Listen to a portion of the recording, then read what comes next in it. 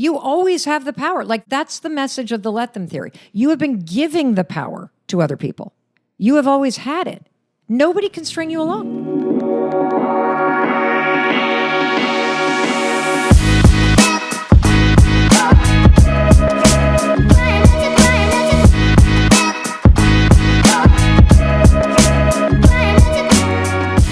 This podcast is a Dear Media production. Hi, guys. Hi, guys. Welcome back to another episode of Girls Gotta Eat. 7 years running. 7-year anniversary of the podcast. Yes. It started February 13th in a small apartment in the East Village of New York City. A beautiful apartment building. Someone just texted me and she was like, I'm trying to move back to New York and rents are like so crazy. What was that building you lived in where you stopped paying rent? I got my rent restabilized, which is one of the most iconic things I've ever done in New York. That's a sentence I've never heard somebody Not just say. selling out the Beacon, it was getting my rent restabilized because it was destabilized illegally. I got the rental work. Anyway, it's a long thing, but I did. That was so funny that someone was like, what was that shitty old apartment you lived in? What does somebody live in? I want to know. I knew it was in my old apartment in New York on 3rd Avenue. I wonder who lives in yours. That building's condemned. That is for true. They sure. probably have one of those like termite tents over the whole building. Yeah. Like you can't get in there. But 7 years, hundreds of guests, hundreds of live shows, multiple city moves, multiple apartment moves, studio moves. I mean, to do anything for 7 years, like what an incredible honor. It really feels crazy. It's crazy. I mean, we've lived like 100 lives since then. No, like we could have a second grader. A what? We could have a second grade child. A child. Oh, yeah. Thank God we don't. If we had birthed a child when we started the podcast, Girls Gotta Eat she in would be in second grade. second grade. Yeah, she's in the 2nd grade. That would be crazy. Well, thank you guys. If you're newer here, we love to have you. If you've been here since day one, we get tons of emails from people that just say, I've listened since the beginning. I've turned my daughter onto this and my family members. I'm a therapist. I've turned my clients onto this. I mean, just what an honor to be able to do this for so many years. We just love you guys. Yeah, I feel like, did I prepare anything to say? Like, I don't know. I mean, it's just like Rayna said, it is such an honor. I mean, it's like we have so much fun doing this still 7 years later, or else we wouldn't be doing it. We only do stuff we want to do. I mean, for the most part. And unless I'm going to make a lot of money for it. And we just love it. And it's been such an incredible journey. And the topics we've covered, I mean, I don't know what there is left, but we keep somehow we keep doing it. We keep finding stuff and the shows and everything. So we just thank you guys for everything. And we have a great episode for our 7-year anniversary. Oh my gosh, I'm so yes. excited. We have Mel Robbins today. Huge. #1 podcast in the country, #1 book on Amazon right now. Let them. So I poured over this book. I loved it so much. Yes. I can't wait to have her. Amazing guest. And, obviously, thanks to our team and Tessa and Anna, our editor, and Ashley, who our manager who runs everything for us. And not this Ashley, different Ashley. But we are really lucky to have a great team and great partners. So we're going to thank some of our partners and then get right into it. So thanks to Quince, get free shipping and 365-day returns on your next order at quince.com/GGE. And BetterHelp, get 10% off your first month at betterhelp.com/GGE. And Rocket Money, cancel your unwanted subscriptions at rocketmoney.com/GGE. Yes, and thank you to Tonal. Get $200 off your purchase at tonal.com with code GGE. And Nutrafol, get $10 off your first month subscription and free shipping when you subscribe at Nutrafol.com with code GGE10. Okay, so the Eagles won the Super Bowl last night. If you're hearing this, they did. I'm not laughing because it's not true. I'm just laughing because I didn't expect it. If they didn't win, you're not going to be hearing this. We're going to cut it. So Anna, keep that in mind. So congrats to them. How does it feel? It feels amazing. All my Eagle shirts were dirty, so I'm still wearing green. I'm just now realizing you're wearing an Atlanta shirt. It's okay because it's not like they played Atlanta. Right, and it's green. Stopped the Chiefs in their tracks There's shit all over them. of a three-peat. Do you think Taylor Swift got engaged? And Taylor Swift did not get engaged. Really? She's on a losing streak this month. Didn't Yeah. win one thing at the Grammys. Didn't win the Super Bowl. I mean, that's my girl. I love her so much. She's having a rough month. Yeah. She's got to put an eagle charm on that pussy chain. She lost a bet and had to do that. No. So, yeah, if you're hearing this, congrats to them. I'm sure the Super Bowl party was amazing. So, yeah. I am scared about that party. It is in a couple days. So last night, Melanie is staying with me and we were pretty drunk and we knocked over an entire bottle of red wine. in my all white house. On what? On my white carpet. Oh. It exploded onto the white carpet. And I was just like, I am afraid for this Super Bowl party. You're your own worst enemy. Because that's never happened at a party. No one's ever done that but you. That's true. I am just going to have like a no red wine rule. Yeah. I don't think anybody needs red wine at 3:30 on a Sunday. No, Rob's not coming. Rob's not coming. Yeah. And he's our only friend with red teeth in the middle of the afternoon. Yes. I don't think people need to be drinking that. Like, and you guys, people can go home at 7 p.m. when it's over and drink their red wine at home. Yeah. So if you guys are listening, it's happened. And hopefully Rayna's new home survived. You know, I went too hard on like entertainment and liquor last year, and I forgot. Like, I got a beer pong table for like Super Bowl last year, but I was like, people don't need to be entertained during the Super Bowl. Like, the Super Bowl is the entertainment. I need to set up a beer pong table. What you do need is a sound bar. I've been meaning to tell you. No, yeah. I remember because last year during the Super Bowl, we had the volume all the way up. Yeah, it's not good. Well, stay tuned. I'll let you guys know if I got the sound bar, but I think that was a good idea. Yeah, you got to get a sound bar. So I am announcing my tour today. Yeah. So just going to let you guys know where I'm coming, and then you can go to my website and get tickets if you want to come, but I'll just rattle these off. It is tour announcement day, the Sex Before Marriage tour, self-explanatory. I'll be fucking on stage. I love the name so much. Yeah, the Sex Before Marriage tour is going to kick off April 4th and 5th in Chicago. April 12th, I'll be in Phoenix. May 2nd, Miami. May 3rd, Tampa. May 16th and 17th, Salt Lake City. June 6th and 7th, Pasadena, right here in California. June 27th and 28th, Portland, Oregon. July 11th and 12th, right after my birthday, DC. July 18th and 19th, Toronto, Canada.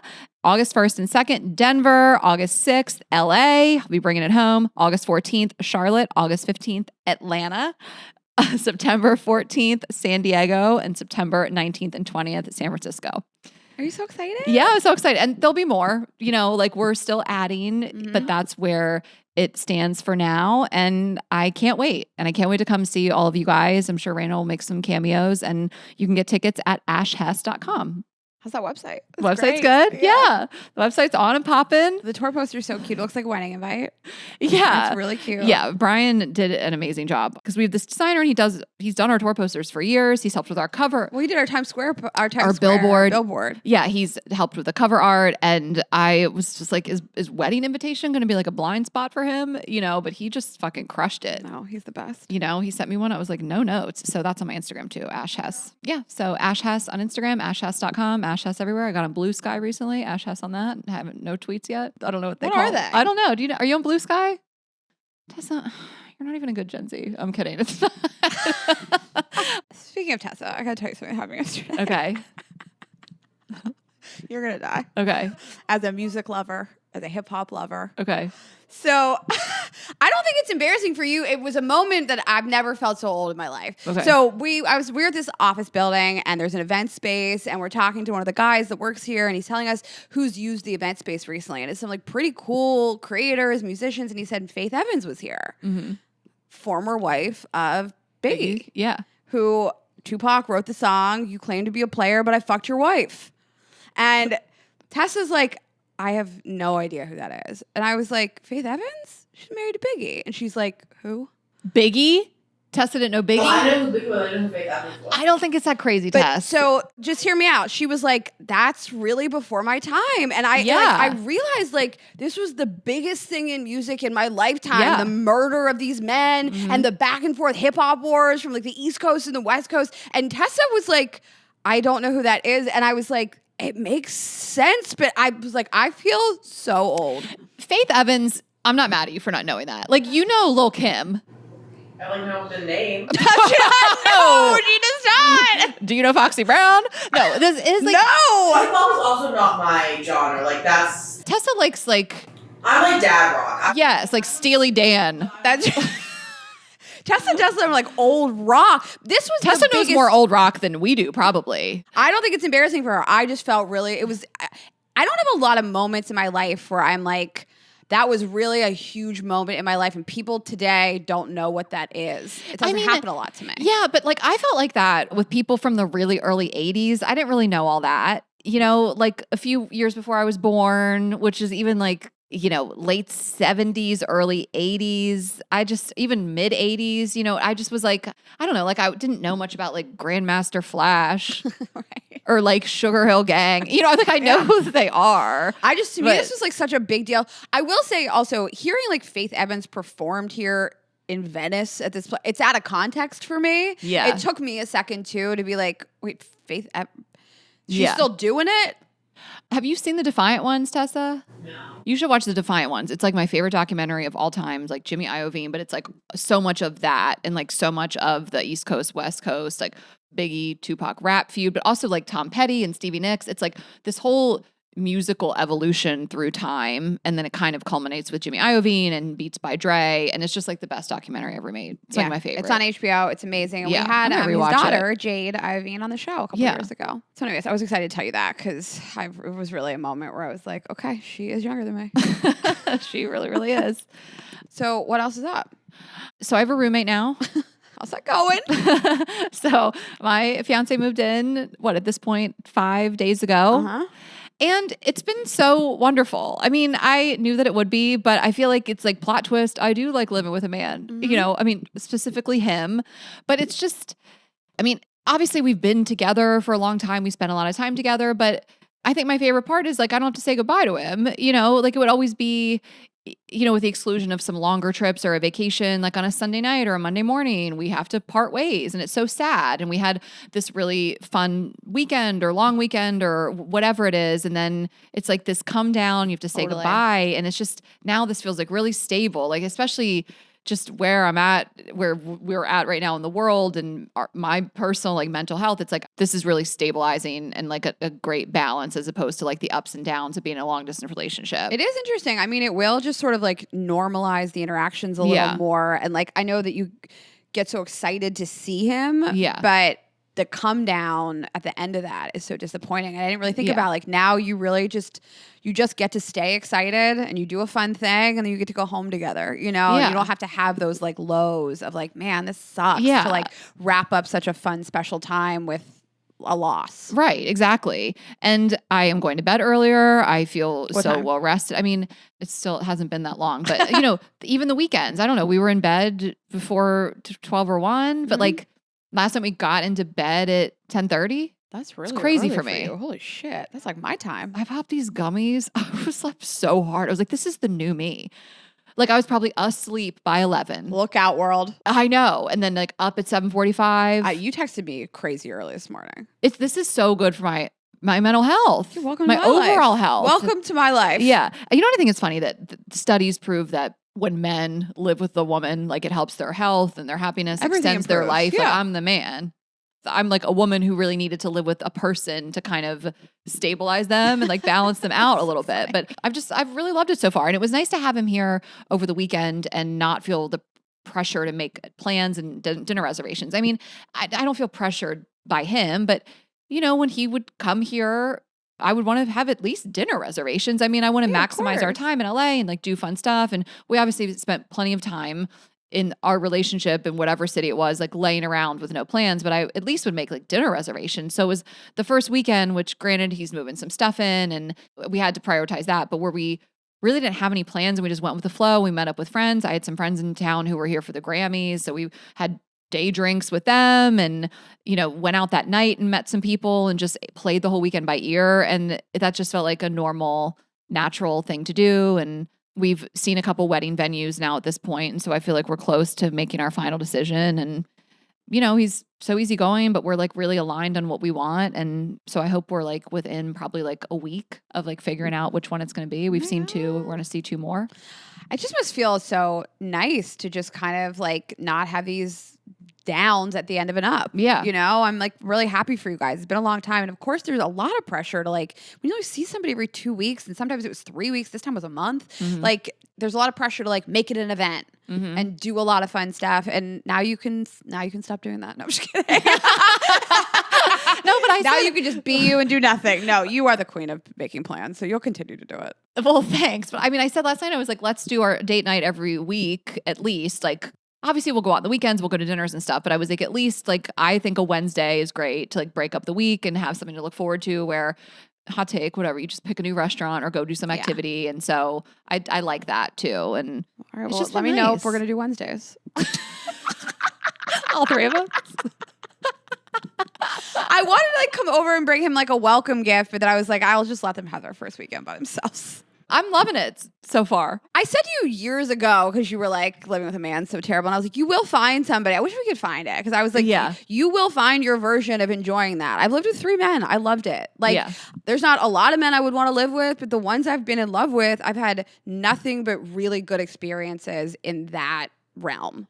But he does make my life easier. Like, he lightens the load. Like, we share the responsibilities. Like, maybe somebody cooks, somebody cleans, or we both cook, we both clean. And this is not just like brand new information. We spent, almost 2 years ago at this point. I know how we kind of divvy up responsibilities and how we both like to clean and keep things and stuff like that. But like, it would be really difficult to be with somebody who made your life harder, which I think is what a lot of women deal with. Like, they have another person in the house, they have double the amount of whatever, clothes, dishes, mess, and then they don't help you. People think being single is a fate worse than death. I think that being with a person that you also have to raise on top of what you're doing is actually a fate worse than death. And I won't like pick on the one. I've lived with 3 men. 2 of them were pretty high functioning and helped me around the house. And one of them is just like, I felt like I just had to do everything for him. And it was just like, I don't want somebody that turns me into this awful version of myself where I'm like nagging everybody all the time. Like, could you just put some water in the dishes if you're not going to do them? Like, we've talked about this before, but you should feel entitled to live with somebody who's going to lighten the load and make things easier and not make things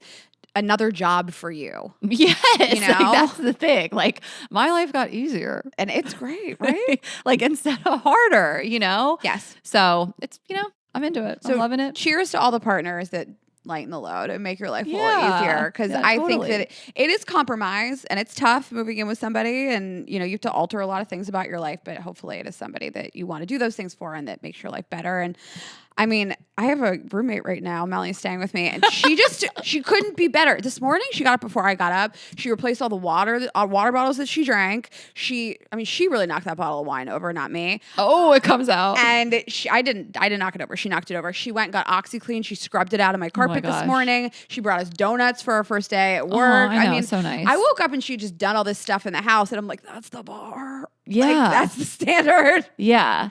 So, I think there are certainly some relationships where, I hate to generalize this much, but if you have a man that works a ton and makes all the money and maybe his partner doesn't, there's so many different types of setups where everything really does fall on her, is that there's kids, but all the like cooking, cleaning, like there's really not that shared responsibility. And I think that would be tough, but it's also like, that's the setup you signed up for. He and I both work, we don't have kids. Like, we got a good thing going. we got a every dog, relationship, you like sign, there is a negotiation and It's you a sign up on a contract. contract. Yeah. Like, every relationship does. And, if you don't work and your husband makes all this money, probably the contract between the two of you is that you clean and you cook and you take care of the kids. And I think that is how it is. And, we have other friends who like, he works a ton and she works a ton and she doesn't want to clean. So they hire a maid that cleans their house. And like, that's the deal. Like, we're going to spend money on this. Yeah. I'm not going to come home and also do dishes on the top of the fact that we both work the same amount.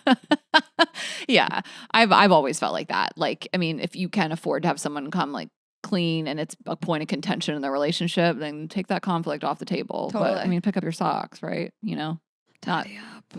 That's not what I'm dealing with, but He picks up his socks. for the most part. Okay. I feel like socks are this thing No, that they like totally every are. woman is like, why are there socks and why are they here and why like they just keep appearing. My socks keep appearing and they're all over my house. But I have one of your think- socks.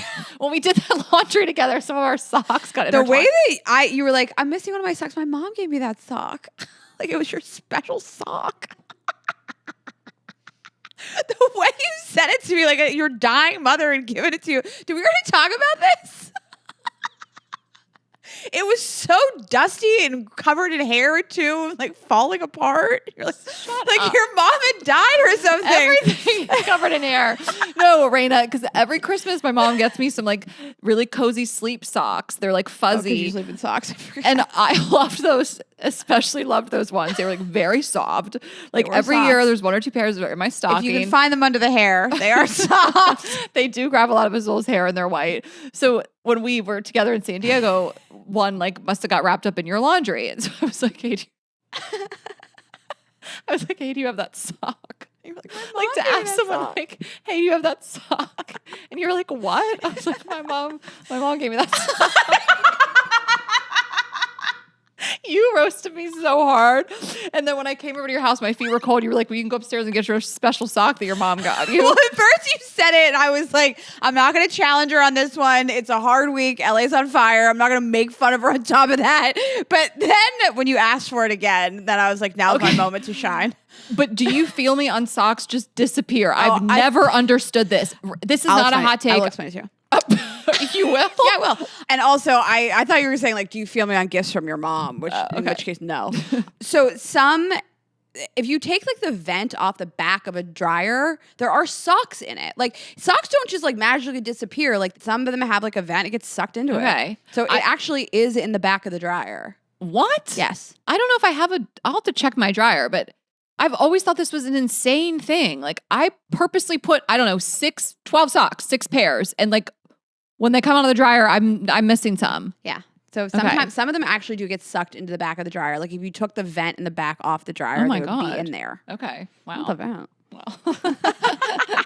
Or like sometimes. Is this a conspiracy theory? Okay, so you know the filter that you pull up, you like clean off the filter. I guess there's there. I guess some people like forget to put the filter back in, and then that is a gaping hole into the back of your dryer. Socks. Okay. There you go, I solved it. Let us know in the comments. Guys.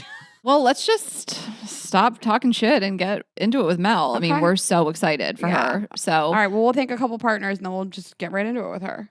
All right, Quince, I just renovated my house. Now it's time to move on to my wardrobe. And you know I love Quince so much. I wear it all the time to record. They have so many good pieces. It's my go-to for luxury essentials at affordable prices. So I go in there for like bags, belts. I love their sweaters. Ashley and I are obsessed with the Mongolian cashmere sweaters. They start at $50. They have washable silk tops and dresses. They have tons of sizes and colors. They even have like 24 karat gold jewelry. I have just bought so much of this. I probably have that cashmere sweater in the button down, the turtleneck, the crew neck. I have it in every style and like 3 colors of each. It's my go-to for the podcast. It's taken over. Like I volunteered last week and she was like, we were both like, is that Quince? Is that Quince? Like I was wearing my black cashmere, like the more fitted version. And she had on like the baggier version. I was like, I got to get that baggier version. Like it's just everybody's obsessed. I mean, it's so good. I love this website so much. So you guys can check it out. All of their items are priced 50 to 80% less than similar brands. And they partner directly with top factories to cut out the cost of the middleman. And they only work with factories that use safe, ethical, and responsible manufacturing. We love to see it. Give yourself the luxury you deserve with Quince. Go to quince.com/GGE for free shipping on your order and 365-day returns. That's QUINCE.com/GGE to get free shipping and 365-day returns. Quince.com/GGE. Okay, so I am telling you guys about Tonal. This is like the coolest thing. Like I feel like this is going to solve all your issues you may have with like working out. If you don't have time, you want to do it at home, but you don't know what to get, you don't have a lot of space. So this is going to be the convenience of having an at-home gym 24/7. So if you guys aren't familiar, I'd really just encourage you to go to their website to kind of picture what I'm talking about, but it is equipment essentially, and it doesn't take up a lot of space, and it is going to really be an at-home gym with all different types of exercises you can do using your own body weight and weights and whatever body part you want to work out, your legs, your arms, your abs.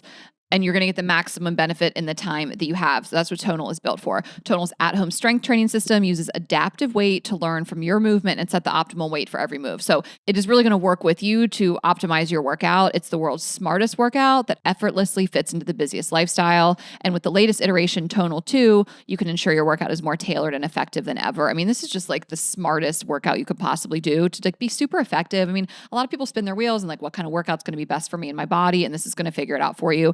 It adjusts in 1 pound increments with adaptive weight that now goes up to 250 pounds, challenging even the most advanced users to push their limits. And they have HIIT workouts too. So you're going to get these heart pumping cardio and strength workouts. And there is a built-in smart view, leverages a high resolution camera that lets you see yourself during your workout. I mean, I like to work out if I can like see myself in the mirror, like not always, but like always for me. Right. Like you want to like see what you're doing, see your form even. Yes. I mean, or just check yourself out. So it's going to analyze your movements and provide real-time coaching, just like a personal trainer. I am so I cannot, like who came up with this? Like it's so genius. I mean, amazing. It's a space saver. Yes. Yes. I love it. Yes, exactly. So even if you have a small space, you can put it up and it's going to be on a wall, but part of it like folds down. Again, I really just don't want to like explain it wrong. You guys just have to get on it and see it. And then you can have this bench and everything that you could possibly do all one workout, and you can get excited about it. And again, it's going to work with your body to give you the most effective workout. So right now, Tonal is offering our listeners $200 off your Tonal purchase with promo code GGE. That's tonal.com and use promo code GGE for $200 off your purchase. That's tonal.com, promo code GGE for $200 off. All right. And we all have subscriptions we've signed up for, we've forgotten. I mean, I have so many just like out in the ether floating around that I like didn't even know that I had. And Rocket Money is the personal finance app that helps you find and cancel your unwanted subscriptions, monitors your spending, and helps lower your bills so you can grow your savings. I absolutely love this app. I use it. It finds all of your subscriptions, what you're paying for, how you can lower your bills. It's so easy to use. Just a really simple interface. You easily create a personalized budget with custom categories to keep your spending on track. It alerts you if your bills increase in price. So all those subscriptions, if you're getting those emails that say like it's going up by $1 or $2 or $10, they're going to track that for you. And they have a new goals feature, which automatically saves money for you. So you don't have to think about it. They could even help negotiate lower bills for you. And Rocket Money has over 5 million users and has saved a total of $500 million in canceled subscriptions, saving members up to $740 a year when using all of the app's premium features. Cancel unwanted subscriptions and reach your finance goals faster with Rocket Money. Go to rocketmoney.com/GGE today. That's rocketmoney.com/GGE, rocketmoney.com/GGE. Okay, let's get into it. All right, guys, we are so excited to welcome an amazing guest today. She is the creator and host of the award-winning show, the Mel Robbins Podcast, one of the most successful podcasts in the world, and a #1 New York Times bestselling author. She has amassed 25 million followers online and is considered one of the most sought-after experts in life improvement, mindset, and behavioral change. Her books have been translated into 50 languages and include the #1 New York Times, #1 Amazon, #1 Audible bestselling Let Them Theory, which is out now. Please welcome to the show, Mel Robbins. Not bad for a person who fucked up her 20s, 30s, and 40s. Oh, I think about me. I was like, No. what? No, I didn't, Mel. No. Yes, I did. Yes, I did. We got to hear about I it. needed to make the color of the book green because I was a walking red flag for most of my life. I hear all green flags. A whole new era. So I got to tell you. Yes. I love the color of the book. I love pink, but I can't have any more pink books in my house. It's just, I'm so glad this is not another pink book. So I have to give props, by the way. Thank you for saying that, Ash. I've already shrunk your name. I'm sorry. Let me. No, we're Ashley, besties. I'm sorry. I really felt that. My daughter Sawyer and I are absolutely obsessed with ACOTAR, A Court of Thorn and I'm Roses. obsessed with it. If Are I you see listening? anybody with it, I'll stop them on the street. Okay, so do you listen to the dramatic audio? Oh, it is. Who does the audio? Oh. Is it so sexy? Oh. All I can say is it is actors and sound effects. Like different actors. There's a lot of sex it in the is book. It's- fairy it's audio porn. All I Yeah. can say is in my dreams, the actor who plays Rysand is constantly talking to me. It is a whole different experience. And so the Let Them theory, green, was inspired by the second ACOTAR cover. Oh my God. Okay. In terms of the green, it's sort of more of a minty toothpaste green on the ACOTAR, but that is the reason why we picked green. And everyone's like, green's a bad luck in publishing. I'm like, I don't give a shit. No, get out of here So with that. stupid. Yeah. You're like, I guess not anymore. Yes. Well, thank you. I'm glad. So what did you like about it? What did you like about reading it? So I love your started from the bottom story. Yes. Like I love a strong start of like, I was at my lowest low and this is what got me out of bed. I mean, I love personal stories. Like we're storytellers. So I love how the first time you heard someone say, let them with your son's prom. And today we'll talk about the other side of let them. Yeah. And we'll get into it. But when you kind of talk about let them, it kind of means like fuck them. And there's another side to that because you can't just say fuck everybody. Right. You'll be alone in the world. Right. Big time for me was the stress. So I really let things get to me, especially when traveling. So I think the thing that spoke to me the most in your whole book was that guy behind you coughing. Okay, so put us at the scene. So you're on a plane. Yes. And a man behind you was coughing, open mouth. Mel, I cannot. This has been ruining my life. And I feel like we notice it more since COVID. Yes. People are raw dog in the air Yes. coughing. Yes. And when that happens, do you do that thing where you sort of imagine the molecules from their mouth floating through the air toward you? And yes. I'm sitting there with so much anger. Yes. And here's another question. If the person coughing behind you is actually with their wife, do you get mad at her for not that's like her responsibility. smacking? Yeah, put your hand over his mouth. Right. And I'll even talk to the person next to me on the plane, like, can you believe this shit? And I was sitting next to this guy. He was like, I got to tell you, I'm not even a big mask person, but these people need to be wearing masks. I'm like, thank you. Yes. But that really spoke to me because I consider myself a little bit of an airport vigilante. Now, why do you make it your job to actually police what's happening at the airport with like how people crowd the gate? The fact that people, you know, I'm saying, like, what are the things that bother you at the airport? I'm not like policing everybody at the gate. Okay. Like, but for an example, and Rayna knows this, I was in the Sky Lounge and there was this man on a full volume FaceTime. Oh, without the headphones. It was so loud and everyone was looking. And that day, I felt like it was my responsibility to just be like, this is really loud. Yeah. And I just leaned down and I said, that's so loud. And he goes, oh, I'm sorry. And he like turned it down. Okay. And like got his headphones out. Great. So in that moment, I was able to rectify the situation, but sometimes you can't do that and you can only control your own reaction to it. So let's unpack both of these because I actually, these are excellent examples of the power of this theory and why dumb situations like that actually matter. So the theory, in case you're watching or you're taking the time to listen to this and you don't know what we're talking about, it's a simple mindset tool that helps you immediately identify in life what's in your control and what's not. And the important thing to understand is anytime you try to control something that you can't control, it actually creates stress for you. So the important thing to understand is that anytime you try to control something, like traffic, or how long the line is taking, that you can't control, it just creates unnecessary stress and frustration for you. And we all do it because we have a hardwired need to be in control. It's what makes you feel safe. Like, I need to feel like I'm in control of my time, my decisions, what I'm going to eat. But here's the problem. If either one of you do something that pisses me off or worries me or makes me feel sad or hurt, or I feel like I know better for you, your behavior now makes me feel like my life's a little out of control. Yes. And I hate that feeling where I'm like, I was having a good day. I woke up positive, excited, ready to take, and someone came in here and fucked it up for me. Yes. And I'm the only person that loses here because Yes. I loved what you wrote in the book, which is that no one's coming to save you. No, but you keep allowing other people's drama, BS, opinions, and expectations and inconsiderate behavior to actually impact you and drain your energy and stress you out. Yes. And so there's a different way to go through life. Because the truth is, yeah, somebody can come in and act a certain way and now it becomes your problem. But the fact is, and we've all lost sight of this, that other people don't actually have to impact you. Right. Totally. No, Your power is not in the coughing dude. It's not in the person that's playing the thing too loud. Your power is in how you respond to it. And so first I want to tell you what you did correct. So in the situation that we've all been in, where you literally are in a public space and somebody is on a FaceTime call or they're watching a video and it is high volume and they're talking really loud and you're like, can this idiot? And you start to notice yourself getting annoyed. Here's how you use the let them theory. The first thing you do is you say, let them. Let them. And when you say let them, you're not just allowing somebody to do something. You're recognizing this dude's already playing this stuff this loud. It's already happening. The person's already open mouth coughing, right? The person's already treating me like garbage. It's already down. It's already happening. So let them.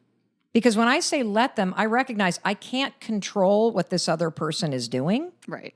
And I'm not going to allow it to drain my energy or stress me out.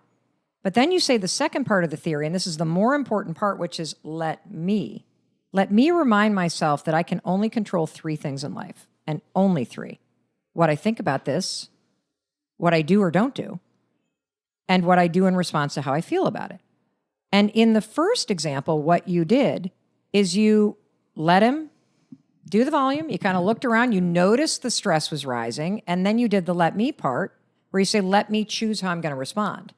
And the only thing I would say to consider next time is instead of pointing out what they're doing, I would just say, excuse me, could you just turn that down a little? Be really awesome. Thanks. Yeah. And like, because when you say, do you know how loud that is? it's sort of that you run the risk of them going, I do have to say the tone was gentle. okay, good. But I also will say, I don't feel the need to do this every time. Yes. Sometimes I move away. I'm not just out here policing Yes. everyone's behavior. I need to make it clear, Yes. but I am an extra irritated person by people's inconsiderate behavior. And I know that about myself. But you don't have to actually live your life that way. I know. And here's what you also pointed out, which is genius, is that you always have power because you can choose how to respond. You can go over to that person. You can text the person that you have seen on 3 dates who now has not responded. You can blow up their phone like some sort of psycho idiot, right? Or you can say, let me choose how I'm going to respond to this, and you can choose not to respond. So I think for me and for a lot of people, what I got from this book, and I was excited that you put this out into the world, is through this podcast for the last 7 years, I've definitely taken on this, like, somebody doesn't want to text me back, that's okay.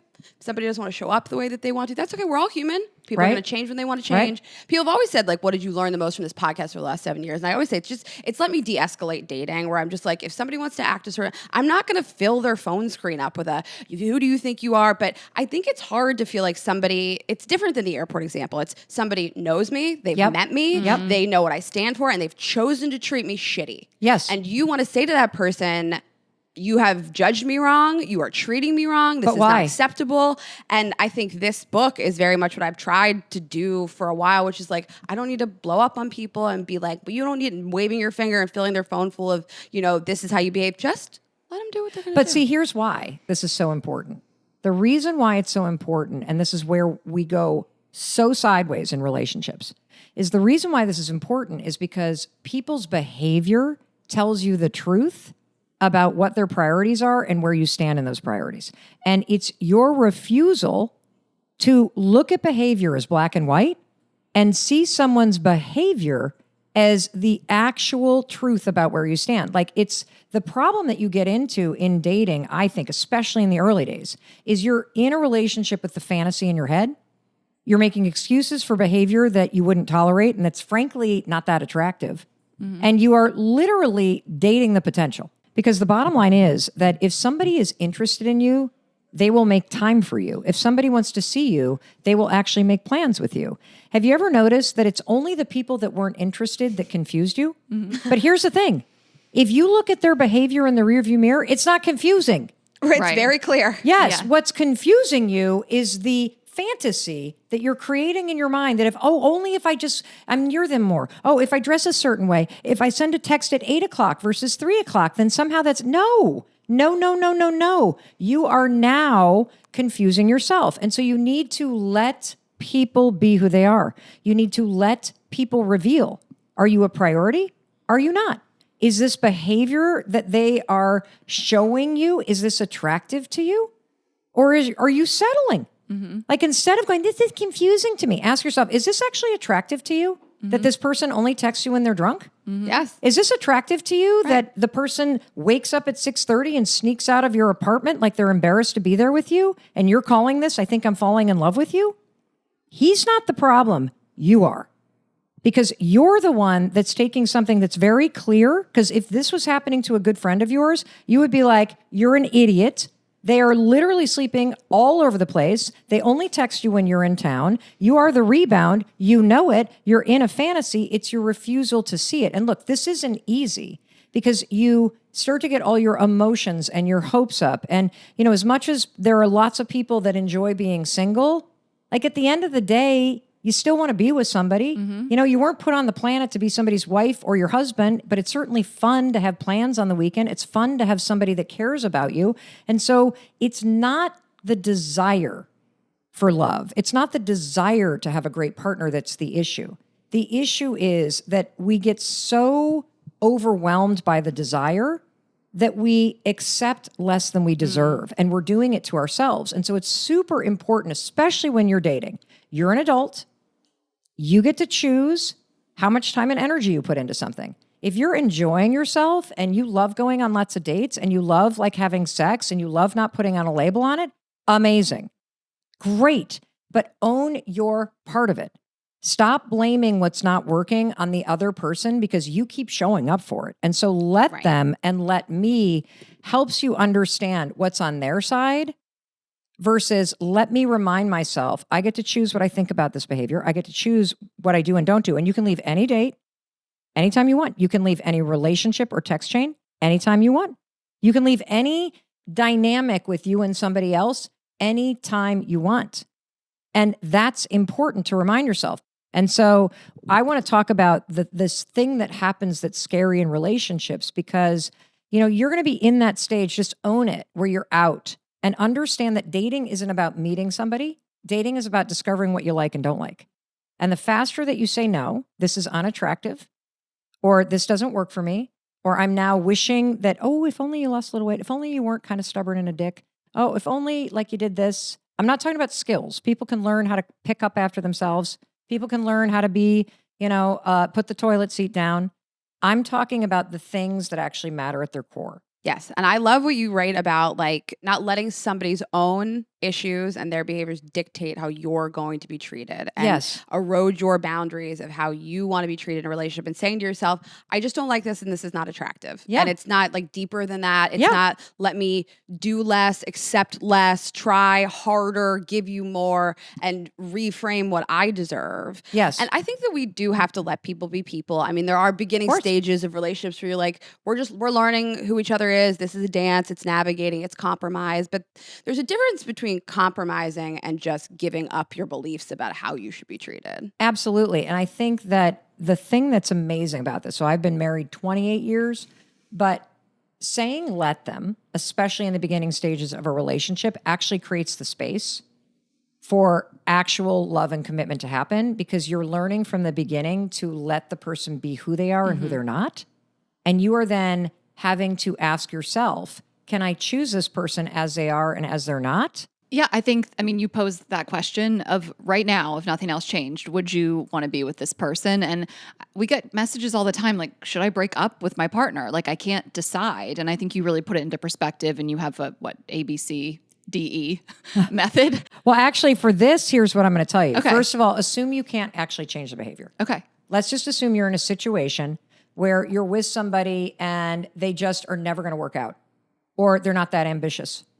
Or they are very kind of stubborn when you bring something up. Just, you need to assume this is who this person is.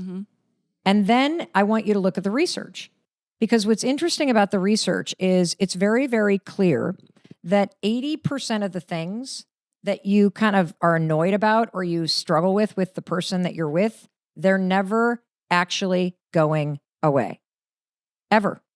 And so you have to ask yourself, is the issue a deal breaker for me? And there's research on how you can know. The issue is a deal breaker if staying with this person requires you to give up on a dream or a vision or a fundamental value that you have. And a really big one is, do you want to have kids or not? Totally. And so there's a lot of people out there like, well, I'm not really sure. Well, you should get sure if this is something that you want. Do not be in a relationship. I have a best friend that stayed with somebody for a decade, being in the knowing I want kids and hoping they will change. And then all of a sudden, she's like, I know I want kids, and ends the relationship. And then 3 months later, he's with somebody and she's pregnant, and that was that. Oh my God. I felt that in my body. And she doesn't have kids. And so the missed the window. And he does, which is yes, crazy. and he didn't want them. That's a tough one. Yeah, didn't want them with you.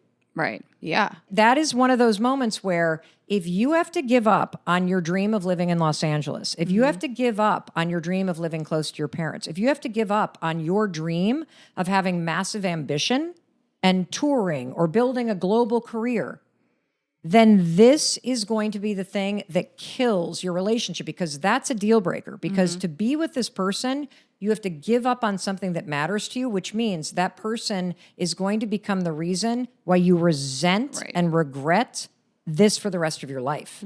And so deal breakers are things that are fundamental. And the other irritating crap, here's how you know. Can you stop bitching about this to your friends?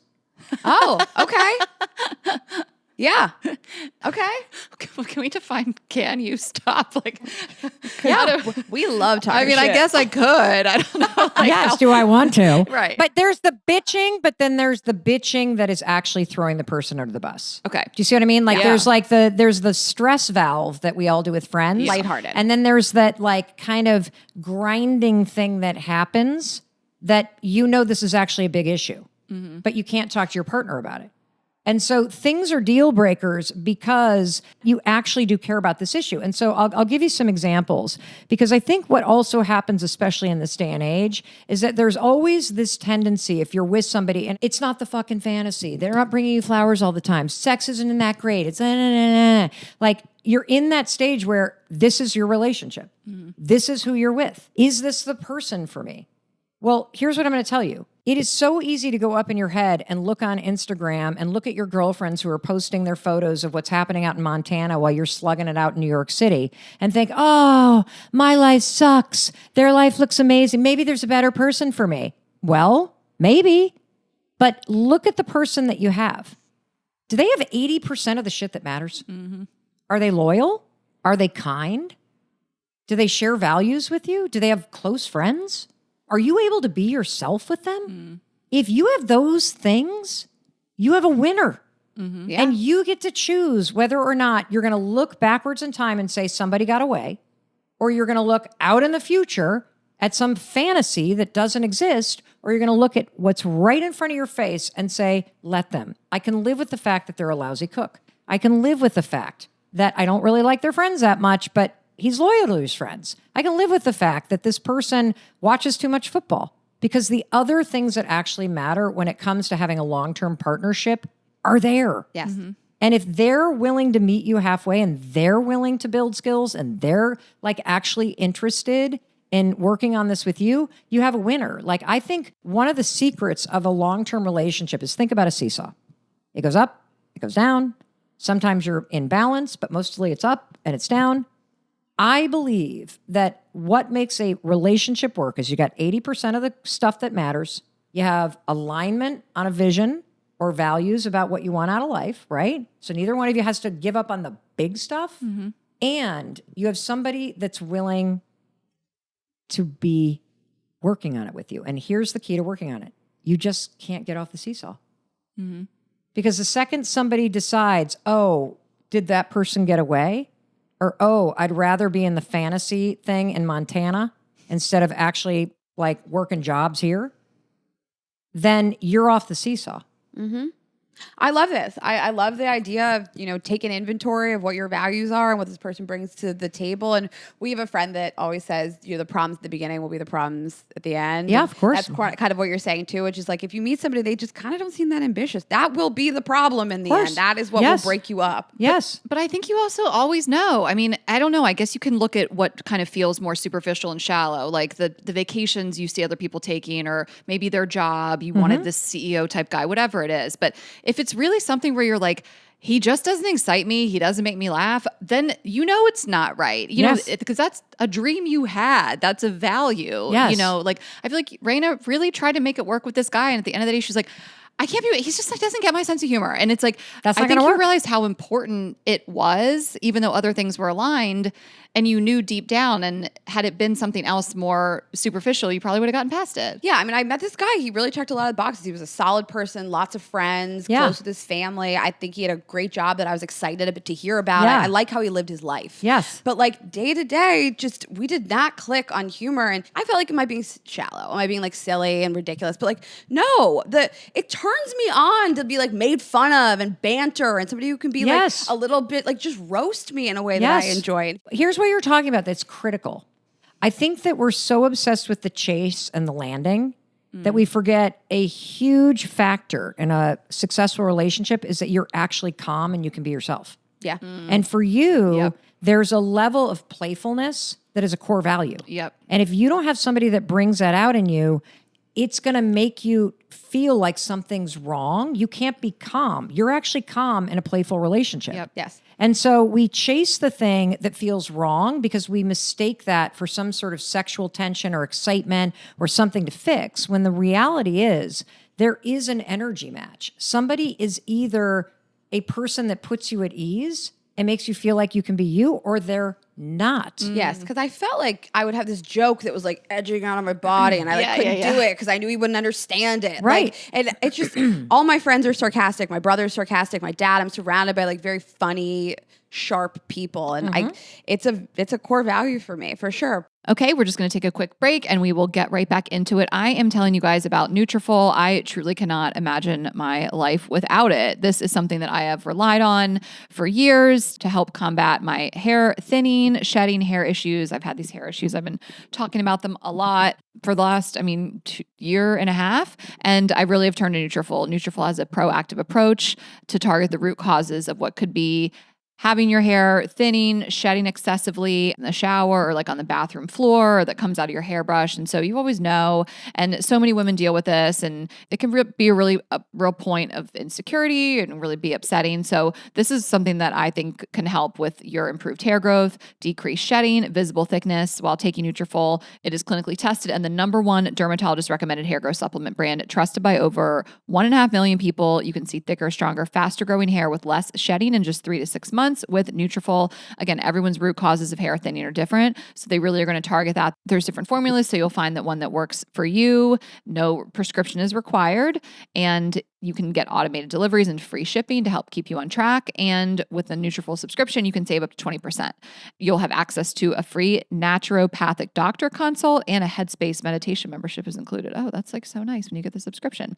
Again, I take my 4 capsules daily, and I think it really makes such a huge difference. And it's the #1 thing that I can recommend if you were dealing with any sort of these hair issues. So you can start your hair growth journey with Nutrafol. For a limited time, Nutrafol is offering our listeners $10 off your first month subscription and free shipping when you go to Nutrafol.com and enter the promo code GGE10. Find out why over 4,500 healthcare professionals and stylists recommend Nutrafol for healthier hair. Nutrafol.com, spelled Nutrafol.com, promo code GGE10. That's Nutrafol.com, promo code GGE10. Okay, and the show is sponsored by BetterHelp. We often hear about red flags that we should avoid, but what if we focused more on looking for green flags in friends and partners? I just love this thought, and I love this really positive way to frame therapy, that of course you can go to therapy to set boundaries and empower yourself to be a better version of yourself and work on your career and your love life. But green flags, I think, are something that we can really focus on learning about a little bit more. We all know what the red flags are, but how do you feel when you're with somebody, especially a friend, a business partner, for example? And how can I focus on finding more green flags and building on those type of relationships? So therapy is great for that. BetterHelp is fully online, making therapy affordable and convenient, serving over 5 million people worldwide. Access a diverse network of more than 30,000 credentialed therapists with a wide range of specialties. Easily switch therapists anytime at no cost if you need to. And discover your relationship green flags with BetterHelp. Visit betterhelp.com/GGE today to get 10% off your first month. That's BetterHelp, HELP.com/GGE. Okay. So one thing that we haven't talked about that's really important is that transition that everybody gets wrong, in my opinion, which is the transition from, okay, we've been dating, it's been fun, we both have our Hinge profiles up, okay, but now I like you. Now I don't want to see anybody else. And now I'm worried because I don't know how you feel about me. Mm-hmm. And so the danger here is you're going to spend the next 6 months hinting and hoping. You're going to spend the next 6 months going into strategy mode and being a detective and trying to source what's happening. Totally. And instead, when you know that this is going from this is something casual to I actually want some form of commitment or I want some form of alignment, this is on you. It's not on them. And there's a conversation that I want you to have. And this is the hard part because people get to choose who and how they love. And there are going to be times where you start falling for somebody and they're not going to choose you. But you have to have the guts and the clarity to understand that any time that you spend with somebody that is not on the same page is time that is keeping you from meeting the person who's going to be. And so you owe it to yourself. And frankly, you owe it to the future person you're supposed to meet. Right. Who can't be in your life if you're wasting time making excuses with somebody else or you're too scared to have the conversation because you don't know how to have the conversation. And I didn't know this in my 20s either. I just thought if I slept with you more, if I was around you more, maybe this was, it sort of morphed into being in your apartment. And next thing we're kind of living together, but we don't. And so here's the thing. Whatever the next level is, you want to put a label on it. You want to be exclusive. You want to meet their parents. You want to move in together. You want to get engaged. You want to have the kids, whatever it may be. All you're going to do is you're going to use the let them theory, and you're going to sit down with them, and you're just going to say, hey, you don't want to do this wasted. This is not something to do over text. Don't do this after sex. You just want to have a conversation and be like, hey, this is freaking awesome. I think you're great. I love spending time with you. And I've gotten to the point where I just know that I really value my time and energy. And if we're going to continue to hang out, I actually want to make sure we're on the same page. And this is where I'm at. And I fully understand you may not be there. But I just am the kind of person that I don't want to invest time and energy in things that aren't actually aligned with what I want. And so I just want to check in with you because I'm at that point with you. I love to check in. And Ashley and I both, like, the healthiest, most solid relationships we've been in, neither of us wondered, are we together? Is it exclusive? It's natural. It's normal moving in together, getting engaged for her. It feels like the next step. It doesn't feel like pulling teeth. And Yes. I think, to your point of mixed signals are a clear answer. Like, There are no mixed signals, let's be honest. that's your answer. If I'm you're sorry, like, what is a mixed signal? It's an answer to me. Right, but what can you give me an example? What can you actually define what a mixed signal is? Yeah, I mean, somebody that strings you along won't really give you an answer about, like, hold are we on. together? Are we not? Can Are we somebody exclusive? string you along? You're saying no. You No. can stop them. Nobody can string you along. Right, without your own. You're actually a willing participant. You're on the string. You're taking behavior that's very clear, and you're tying it in knots. Nobody can string you along. Yes, amazing. Let them string you along. Yeah. Let me remind them myself, string someone else I get along. to choose how much time I put into this. I get to choose if this is behavior that's attractive or not. That's the other thing, which we were talking about a couple weeks ago. Like, instead of being like, I don't know how they feel, just say, this is unattractive to me. I don't like it. Yes. But I like what you said about when you have that conversation and you're in the driver's seat of it. course. This isn't an ultimatum and this isn't tell me what we are. Yes. This is here's where I'm at, come or don't, and I think there's a lot of power in that. Well, and here's what I love about it, Ashley. Yeah. What I love about it is I'm actually not talking about you. I didn't say anything about you. That's what, yeah. Right? This is I me. said my time and energy is valuable. Yes. Yeah. And I Right. really enjoy you. And I'd actually like to spend more time and energy with you, but not unless we're exclusive. And if you're not there, completely cool. But this has been great. And I'm going to invest my time and energy elsewhere. This has been great. I love it. See ya. Like, Yeah. can you imagine doing that? That the person be like, don't go, wait. Yeah. Exactly. Wait, there's no, but you let me on and we've been sleeping together and I thought you said this, and but we were going to that thing in Tahoe in the summer. Yeah. No. It's just also so hot. Like if anyone listening has that conversation, you should be so proud of yourself. Like it's a badass move. Yes, then go masturbate. To do that. Yeah. Like it'd be amazing. Yeah. You also just flip who's in charge here and who has the power, right? You always have the power. Thank you. You always have the power. Like that's the message of the let them theory. You have been giving the power to other people. You have always had it. Nobody can string you along.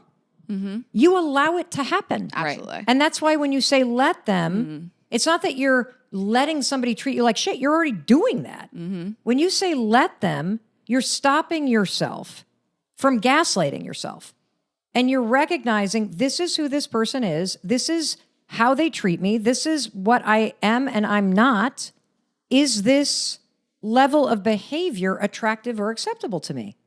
Let me remind myself, I get to choose what I think about their behavior. I get to choose whether I respond to this or not, whether I put time into it or not. I get to choose what I'm doing with my life. And this isn't about being a bitch or being on a power. It's literally about being very black and white, that your time and your energy has value. And nobody else is going to respect it if you don't respect it in yourself. Definitely. And I mean, looking back on all the dating situations I've had where I've felt like I was being strung along, they didn't work out. Nobody like woke up and was like, oh my God, I was just waiting for you to let me know you wanted to be in a committed relationship so we could be together. Like they didn't work out. The only times that they worked out is when I felt like we were on the same page. It wasn't like an argument to move in together, to commit to each other. It was super mutual. And same for you. Well, here's another thing that I think is an important way to use this, which I wish I had had in my 20s.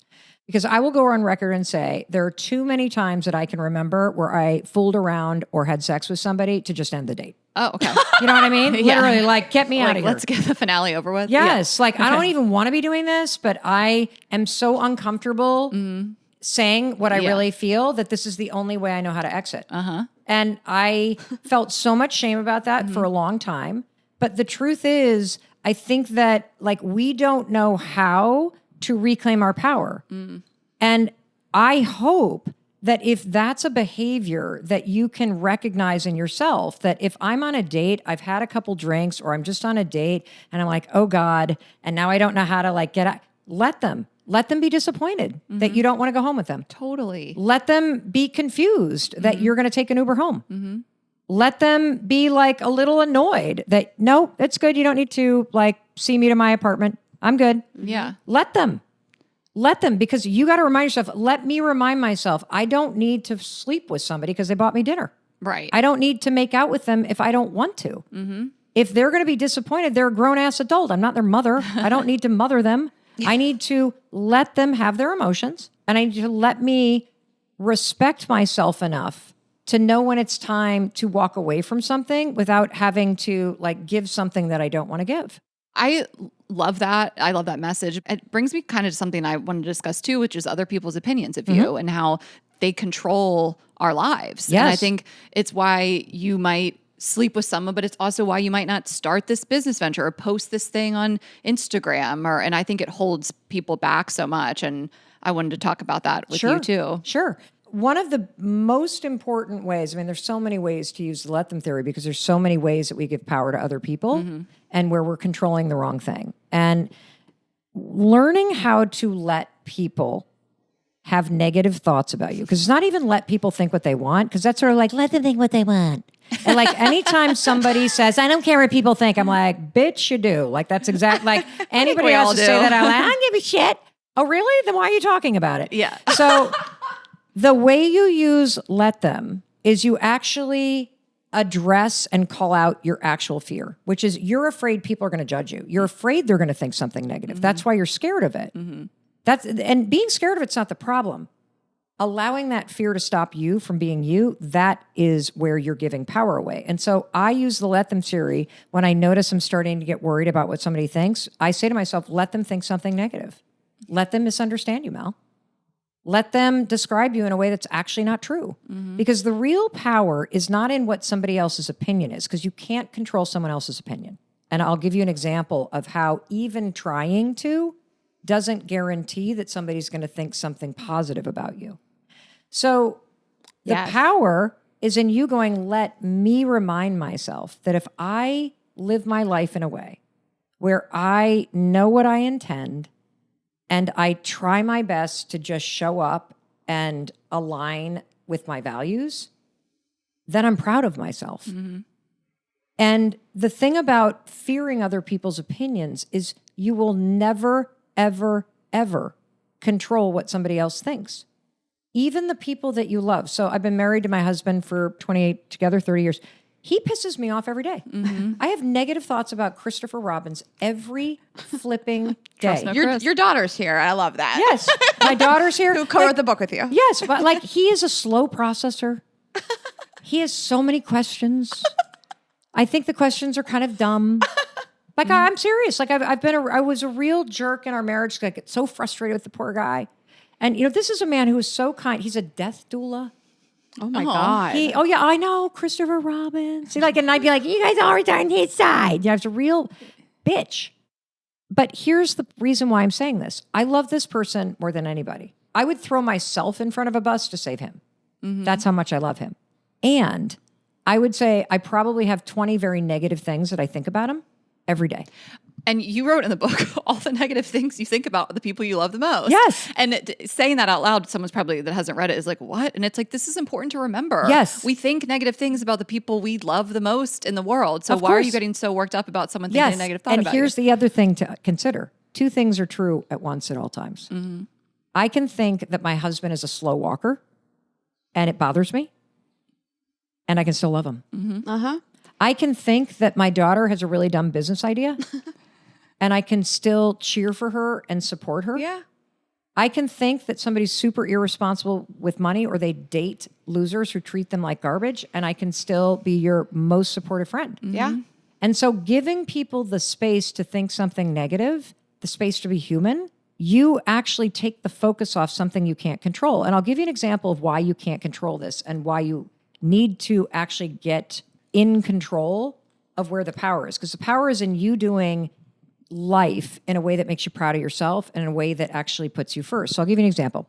Let's say that your friend has a birthday coming up, and it's not like a 40th or a 30th. It's like 27.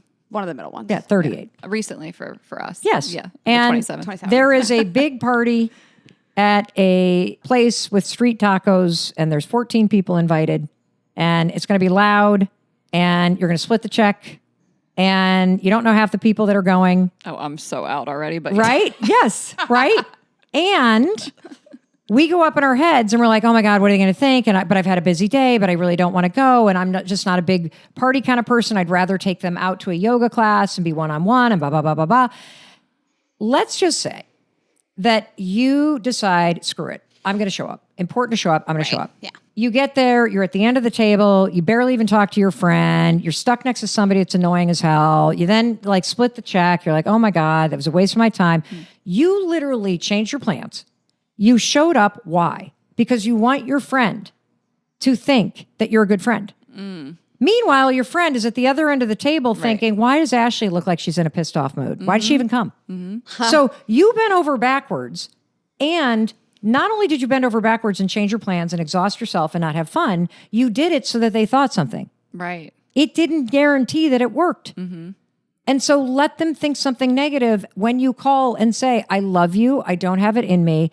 Can I take you to this yoga class and out to brunch so we can truly bond? Would that be okay? And if they say no, let them say no. Right. I'm sorry you're disappointed. Well, I like the offer on the other side, which is like, I'd like to have a meaningful interaction with you solo. And I want to go back to something you said before about people's judgment of you and your behavior. And I think we all have to remember that people are bringing 20, 30 years of their own breeding, their own background, their own life experiences into how they're judging you. And those aren't your life experiences. So I left a job at Amazon making $200,000 a year, tons of stock options at a great reputable company to be an Instagram influencer. And that 10 years ago was not so popular. And my parents have always been really wonderful and supportive, but they didn't understand it. My dad owns a headhunting recruiting business. And he's like, the way I would throw somebody's resume in the trash if I saw that they left Amazon to post on Instagram. Yes. And my dad supports me. He thinks I'm the best thing in the world. But he brings in, my dad's 78. That's generational. He doesn't understand Instagram. He didn't understand how you could monetize it.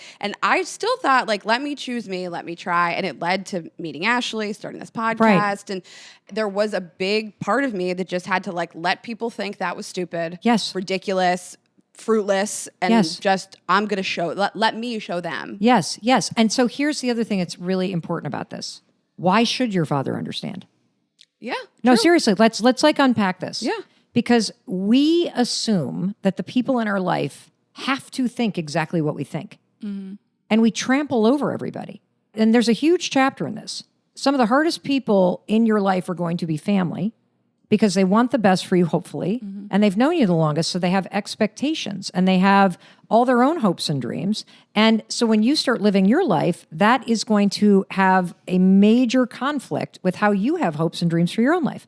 Let them be disappointed. Let them have expectations. If your dad owns his own business and his frame of reference, which I talk about in this book, from his lived experience, is that quitting a job at Amazon is the stupidest thing you could possibly do, let him have that opinion because it's true from his experience. Yes.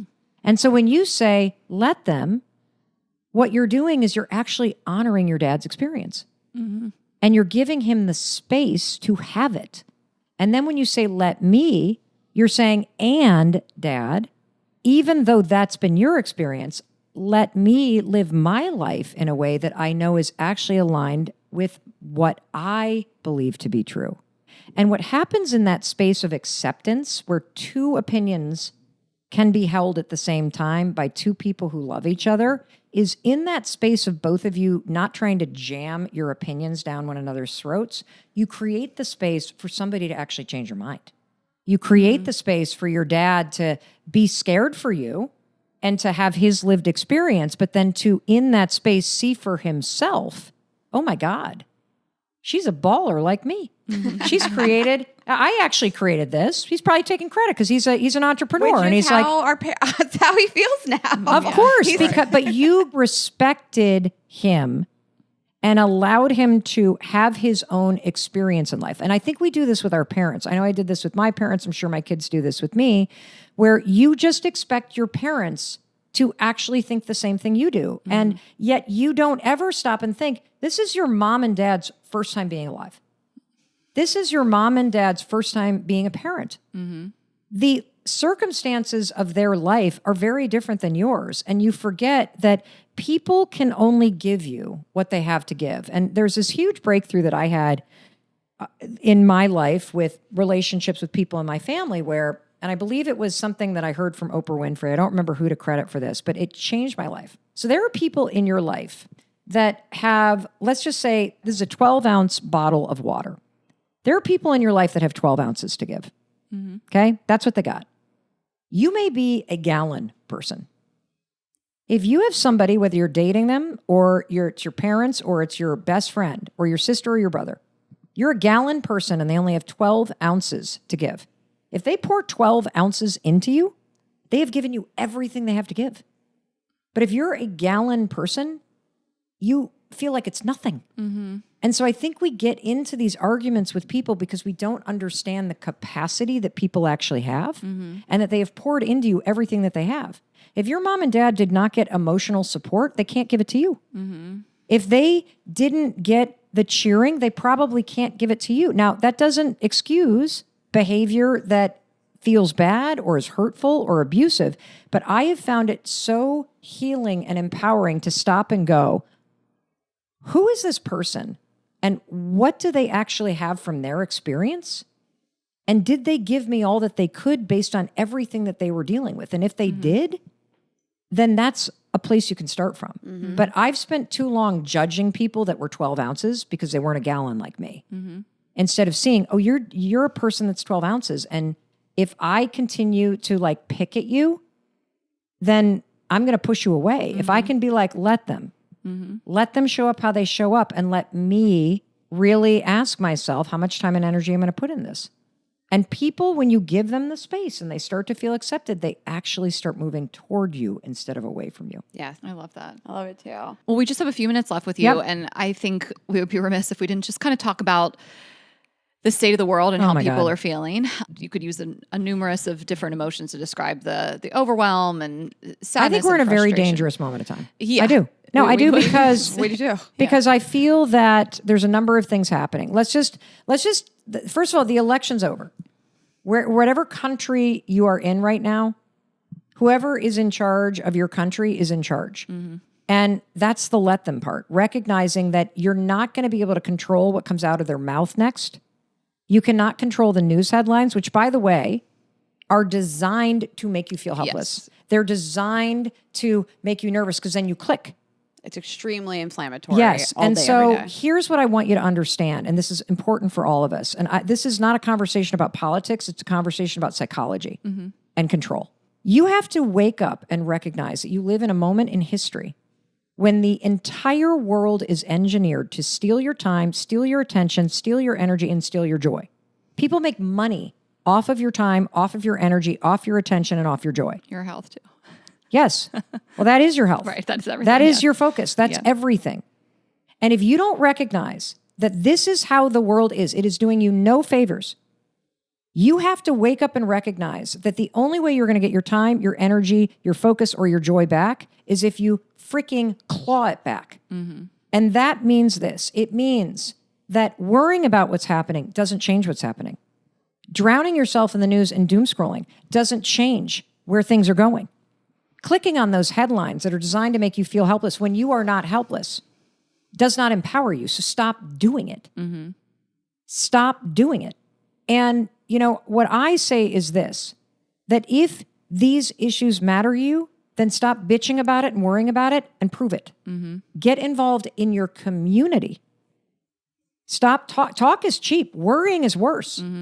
Like you can actually, when you claw back your energy and your time and your focus and your joy, you can now pour that into being the change. But you know, there's that famous Professor Margaret Mead quote. Like all it takes is a few thoughtful citizens to change the trajectory of the world. I'm getting the quote wrong, but you get the gist. And if it bothers you enough, that person is you. by playing into this, and I'm not downplaying how serious of a situation we're in. I think we're in a terrifying situation. I do. Yeah. But it's time that you wake up because you're not actually disempowered right now. Yeah. You have more power. And the more that you gaslight yourself by telling yourself that you don't have power, the worse it's going to get. Mm-hmm. We all need to wake up and say, enough. We need to get involved in our communities. We need to be talking to our family members. We need to reach out to the people that represent you. Yeah. You need to start blogging and writing. You need to stop hiding in your house and start writing how you feel. Mm-hmm. That is how things change. And maybe, just maybe, it took something this horrible to wake our asses up and help us recognize what we actually value and what matters. Because I think we also lost touch in so many areas of our life, whether it's values or it's the connection to friends, or it is the fact that at the end of your life, you're not going to be thinking about what's in your bank account. You're not going to be thinking about the dinner party that you want to go to, or the massive ring, or the new bag that you're obsessing about. You're never going to see a hearse driving to a graveyard with a U-Haul full of the shit that you were chasing. What you're going to care about is, when you look back, are you surrounded by people who loved you? Did you use the time that you had in this life in a way that made you proud? Or did you constantly hold yourself back because you were obsessed about what other people were doing? Like, you have the power to change your life, to create a brighter future. If you're sick of what's happening, get off your phone, get out of bed when the alarm rings, create a morning routine that sets you up so that you feel a little empowered, identify what issues you care about in this world or your community, and get to fucking work. Love it. Go off. Snap, snap, snap. I love it.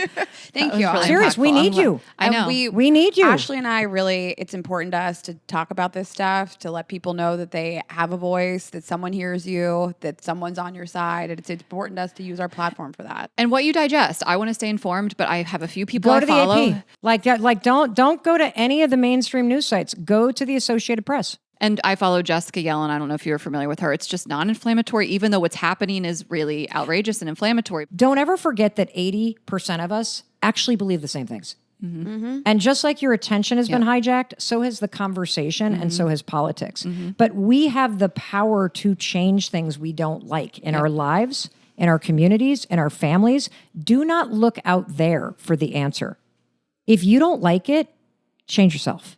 Mel, this has been amazing. And Ashley and I love your book. And I have to tell you, two of my closest friends both had your book on their Instagram stories this morning. I mean, you are just everywhere. Changing the world. This is just phenomenal. I'm excited that people are excited about a book that actually helps them change their life. Yeah. Because most books that explode are books that help you escape your life. This one actually helps you. ACOTAR. Oh, man. Yes.